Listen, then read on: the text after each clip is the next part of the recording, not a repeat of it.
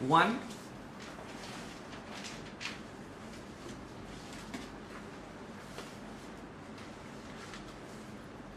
the constitution, and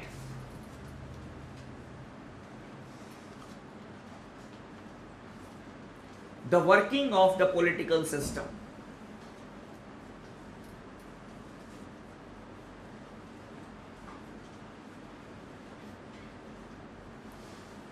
Some people call it as issues also.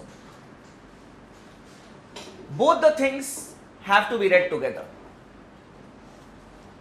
Constitution as well as working of the political system. It is not that first you will read the constitution and then you will read the issues which are there. Both have to be read together. For example, if you read judiciary, the provisions regarding Supreme Court, High Court, you also need to read the issues in Indian judiciary, that is how the system is working, then the reforms which can be initiated and the reforms which have been initiated. That is how the system is working. As the same teacher will be teaching you the whole course, it will be easier to correlate the things. Because where we have got 5 or 10 teachers teaching the same subject or 3 or 4 teachers teaching the same subject, obviously there is very difficulty. So in our institution, we have concentrated on one thing, that each of one of us, myself, Zulfikar sir, Tariq sir, all, or even Ayaz sir, Sikandar sir, all teach, we can say, one section we all have allotted, and it is not that I will teach only 2 topics, the others will come and teach 2 topics. There will be no correlation among the things, because all the topics are correlated.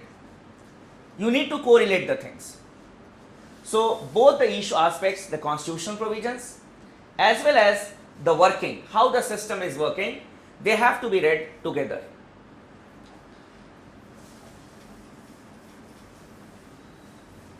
How many of you are reading the subject for the first time?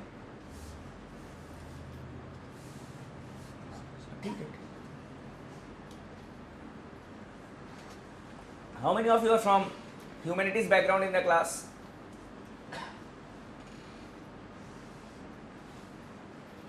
How many of you have commerce background? Commerce. 3. Science to rest. Science to I should not ask. I have stopped asking science. Clear? I will try to make the things, subject easier for you. I will start with P of politics, and then we'll go to the highest level that is required for the civil services examination.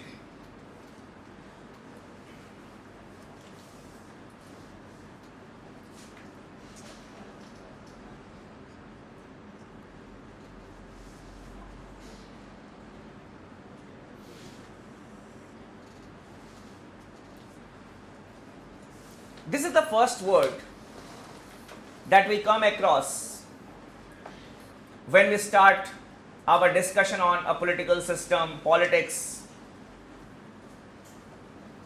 Now, when we hear the word constitution for the first time from any person, the first thing that comes in our mind is that it is a document. It is a document. And what type of document? It is a legal document. That is the first thing that comes in our mind, that it is a document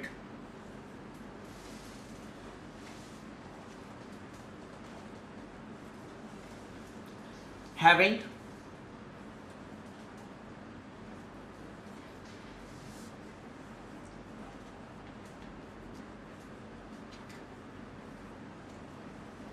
special legal sanctity. This is the first thing that comes in our mind when we hear this word constitution. What is that legal sanction? That the things which are there in the document, if it is not followed by an individual or an institution, then the law will take its own course. That is a legal sanctity. Why I have used the word special? Because the other laws also have got some legal sanctity. But all the laws of a country emanates from the constitution. No doubt in our country we have got the criminal laws. We have got the civil laws. We have got the Domestic Violence Act. We have got the Child Labor Act. But all the acts, they owe their origin to this document, that is the Constitution. It is written in the Constitution that the legislature of the country will make laws on these subjects. That is why it has got special legal sanctity. Because there may be various documents which have got legal sanctity, but it has got special legal sanctity. We have got an inquisitive mind. And when a document is there before us, then we try to open the document and see that what is there inside the document. For example, if a book is there, and suppose I have brought a book, and if I go out, or some of you can say, sir, can I see what is there in the book? I can say, okay, definitely. You have got an inquisitive mind. We want to see that if this is a book, what is there in this book? So when we open the pages of the Constitution, we see that it contains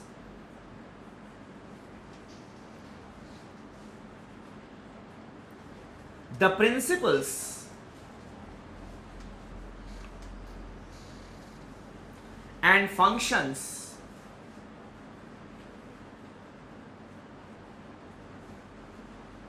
of the organs of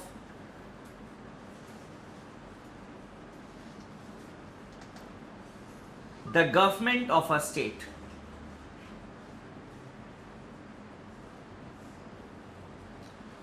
It contains the principles and functions of the organs of the government of a state.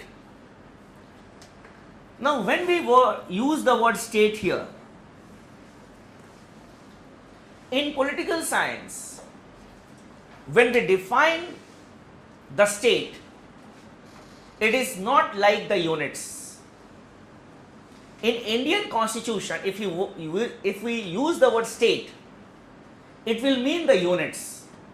Haryana, Kerala, Tamil Nadu, Chhattisgarh. When we talk it in the term of Indian Constitution. But in political science, the state will refer to a country in a layman's term.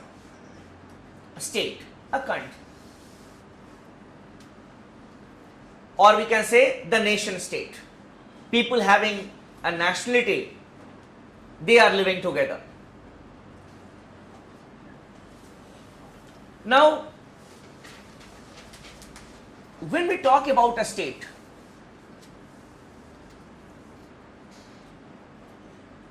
there are certain things that we talk. At some point of time we say that the laws of the state are draconian in nature. When we discuss about a state, sometimes we say that the laws of the state are draconian in nature. Draconian. Okay. Sometimes we say that state violates human rights. That state violates human rights. Sometimes we say US violates human rights. It had violated human rights in Iraq, in Afghanistan, in Pakistan. Sometimes it is alleged that India also violates human rights. Then sometimes we say that the laws of the state are, or we can say the justice system in this country or this state is not good. These are certain things we discuss about a state. We say the laws are draconian. Second, we say that the state violates human rights. Third, we say that that state has no legal system or it does not impart justice to the people. Now, when we talk about these things about a state, the state is an abstract thing. Laws of the state are draconian in nature. But who has made the law in that state? By state, the law is draconian. But some people may have made the draconian law, or an institution within the state. Then we say that state violates human rights. Who in that state violates human rights? It may be the police, it may be the army. And thirdly, we say that justice is not prevailing in that country. It means that those who have been given the charge of imparting justice, they are not working well. People are not getting justice through the judicial system. Here, we talk about the various mechanisms which work on behalf of the state. We call it as the government. We call it as the government. So in layman's term, when someone asks you to define a government, generally in common parlance, we mean that government means only the executive or the ministers. But no, government is an agent of the state. Government is the agent of the state. Government is a machinery through which the work of the state is carried on. We say Chinese foreign policy or Sri Lanka's foreign policy. But who makes the foreign policy on behalf of the state? It is the government which makes the foreign policy. The laws are made by the government. So government is the agent of the state. And all the functions which are performed by the state, laws are draconian, means law-making function. The implementation of the law, high-handedness can be there, and that leads to violation of human rights. And then justice system is not good, means the state has the responsibility of imparting justice also. So the state performs certain functions with the help of the government, and the government performs three basic functions: law making,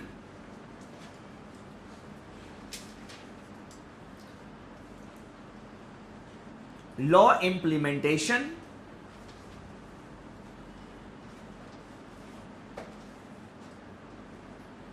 and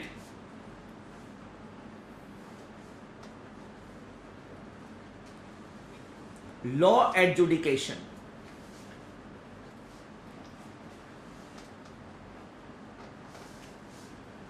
And these three specific functions, law making, law implementation, and law adjudication, have been given to three different organs. They have been given to three different organs. Law making, it is done by the legislature. The body which makes law is known as legislature.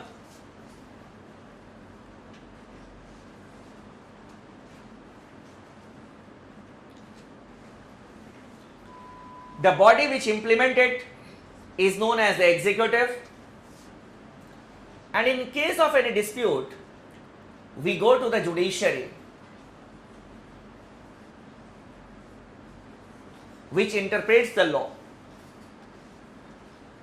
Legislature, executive, and judiciary.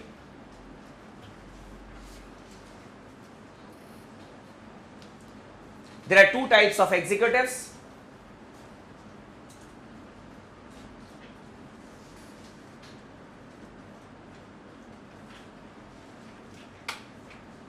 temporary executive and permanent executive.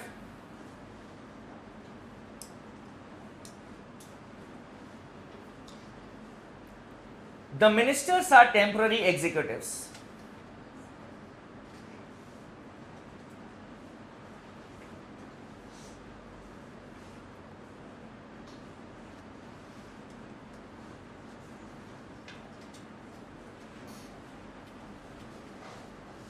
And the civil servants are the permanent executives.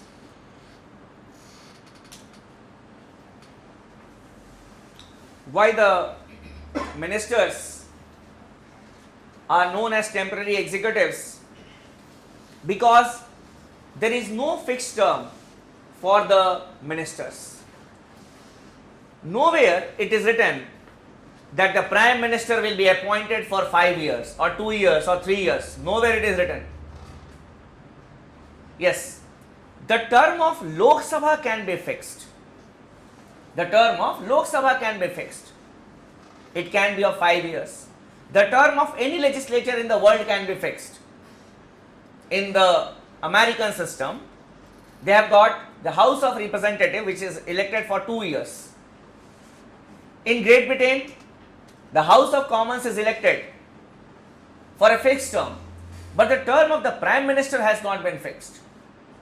If tomorrow a no confidence motion is passed against the government will go. No fixed term. On the other hand, the civil servants, they are appointed for fixed term, 60 years of age or 65 years of age or 58 years of age as per the law of the country. And except in some abnormal circumstances, they cannot be removed from their post. And there is a special procedure is there for the removal of the civil servants.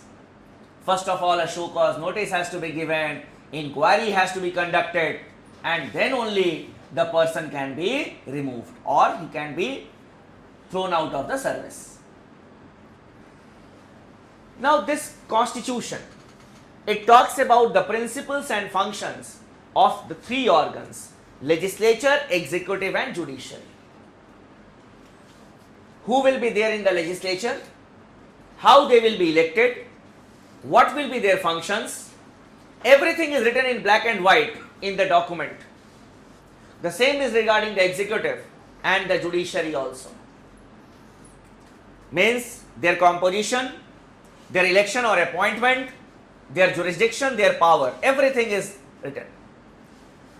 And we say that this is the very purpose of a constitution, that it limits the power of the government. It provides for a limited government.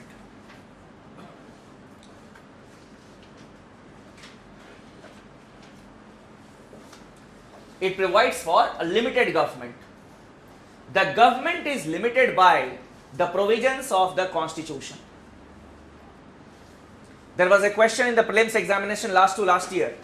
The students generally feel, why we should read the definition of the constitution. But last year there was a question, which of the following statements are correct? The constitution limits the rights of the citizens. The constitution limits the power of the government. The constitution limits the power of the government. If any of the three organs of the government, they work against the principles of the constitution, then the constitution itself says that the judiciary can declare it as null and void. That is the Supreme Court can declare it as null and void. This was a question this year, that who is the custodian of the constitution? The answer will be Supreme Court. Because if any of the three organs, that is legislature, executive or the judiciary, if they go outside, obviously there must be a mechanism to check it. So that is the Supreme Court. For example, the Andhra Pradesh government, it had given 4% reservation to the Muslims way back. It was declared as null and void by the judiciary. Why? Because the Constitution says that the special provisions can be made only for the socially and educationally backward classes. The legislature went against the Constitution. And therein what we see that the judiciary comes. So the aim of a constitution is to provide a limited government. It is to limit the powers of the government, because when the things are written down in black and white, it means that there will be a restriction on your powers. But just to say that the Constitution contains the principles and functions of the organs of the government of a state may be a narrow definition of the Constitution. May be a narrow definition. Because what we have seen in many democratic countries, that there are chapters related to the rights of the people. Apart from the principles and functions of the organs of the government, the rights of the people, they have been mentioned in the various constitutions. Not only this, some of the constitutions, they contain guidelines, that is, which type of policies to make in order to achieve the aim of welfare state, that is the development of the people. And if we ignore that aspect, then that will not be doing justice with the definition of the Constitution. So we can add here that it also contains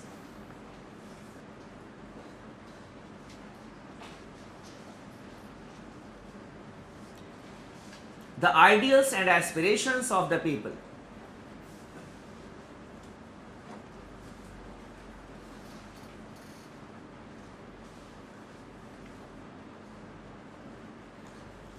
It also contains the ideals and aspirations of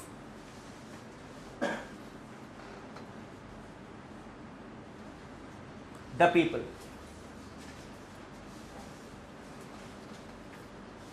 Ideals, the goals that we have achieved.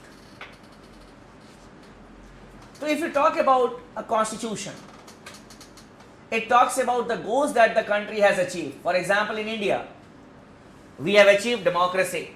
The government is elected by the people. We are a sovereign country in the sense we are a free country. On 15th August 1947, we got independence.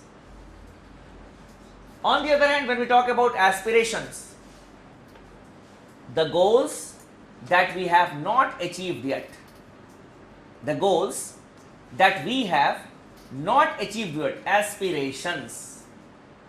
You all aspire to become a civil servant. You are not a civil servant yet. We say that you are civil services aspirants. Aspirants, you aspire. So what people aspire in a country? They aspire to get freedom. They want to have rights.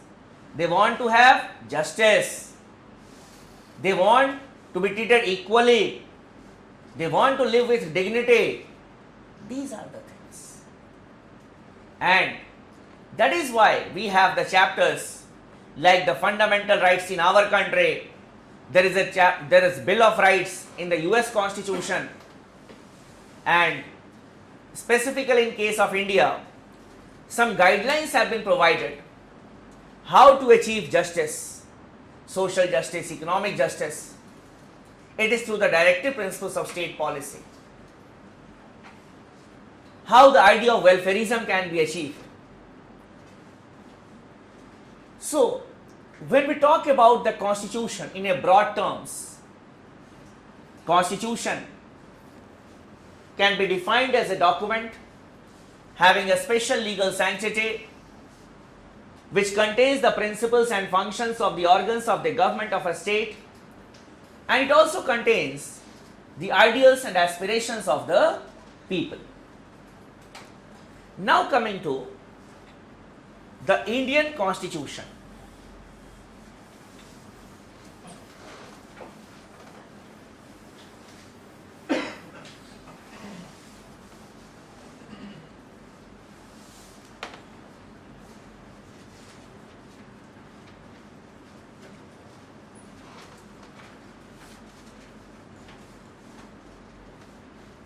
Indian Constitution. Indian Constitution has two aspects.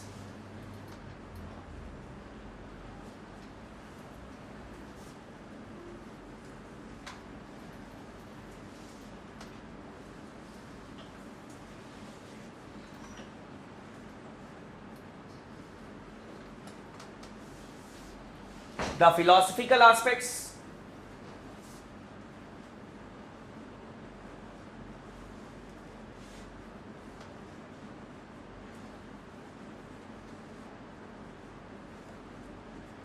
and the governmental aspects.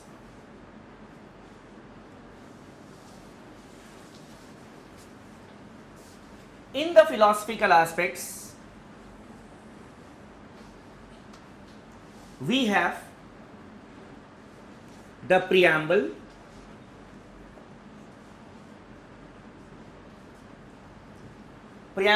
it contains the philosophy of the constitution. I'll be discussing all these things in detail also in the coming classes.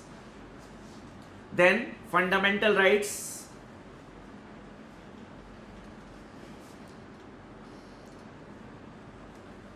then directive principles, and then fundamental duties.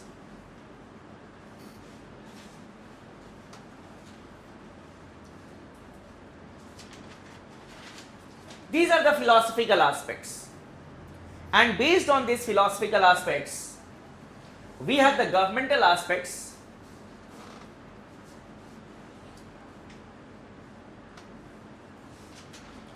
the union government,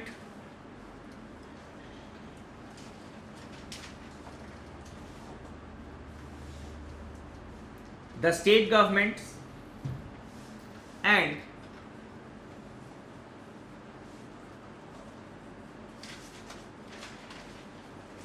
the local self-government.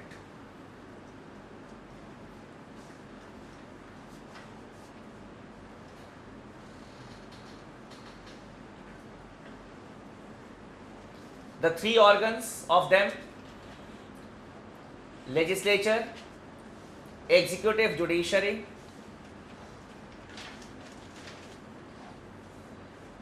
Then the center-state relations,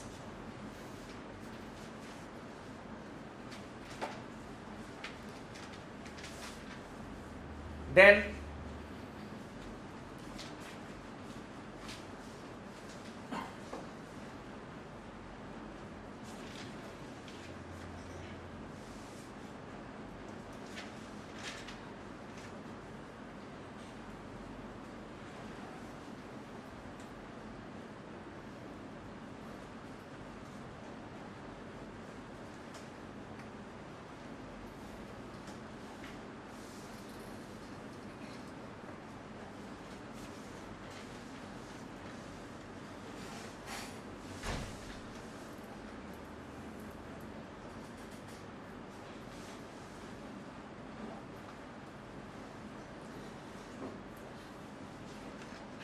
so union government and the state governments, we have the legislature, executive and judiciary, and within that the center-state relations, the relation between the union government and the state governments, the constitutional and statutory bodies.